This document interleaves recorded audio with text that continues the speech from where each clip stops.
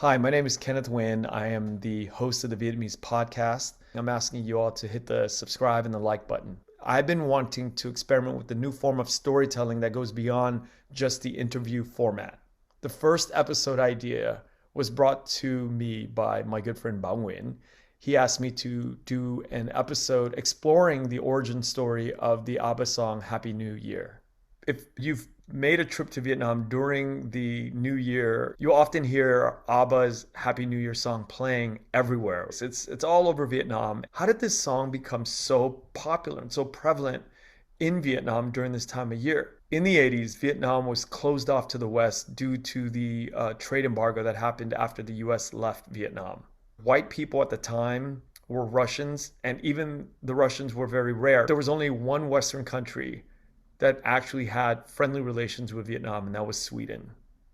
Well, why Sweden? Why did Sweden have this close relationship with Vietnam?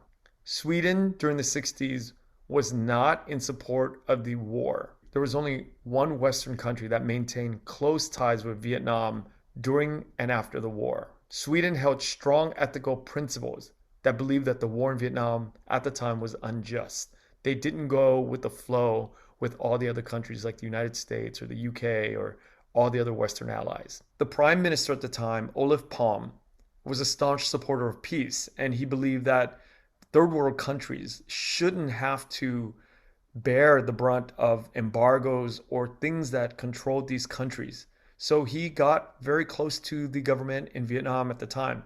Sweden began to foster deeper ties with Hanoi after American forces left in 1975. At one point in the 60s, Vietnam and Sweden got together to form trade agreements and they started working together. Ultimately, what came out of that was a paper mill that was roughly about 500 million US dollars worth at the time. And they built a sort of a village around this paper mill. They brought in a lot of Swedes to occupy the build out and the construction of this paper mill.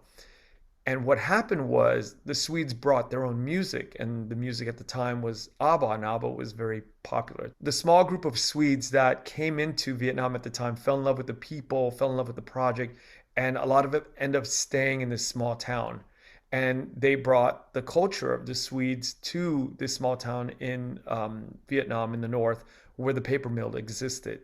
This is when the music of Abba was firmly planted in the cultural mindset of Vietnam at the time.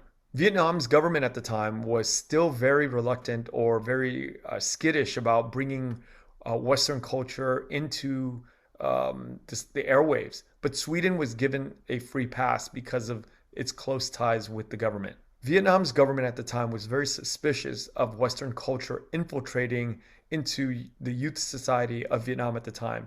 But Sweden was given a free pass. So ABBA was given a free pass because they piggybacked along with the Swedes that were in Vietnam at the time. And Sweden was a beloved country and trusted ally of Vietnam at the time. From the mid 70s to the mid 80s, ABBA was very popular around the world and the hits kept coming. And Vietnamese youth at the time began to really take to ABBA. During this difficult period of Vietnam's history, ABBA's music gave the Vietnamese people a hopeful sense of life outside the country and gave them an escape. And ABBA's songs at the time reflected the aspirations and the hopes of the people. And the music of ABBA was solidified during this transitionary period. And from that period on, Vietnam has celebrated its New Year's with the ABBA song. I hope you enjoyed this short segment.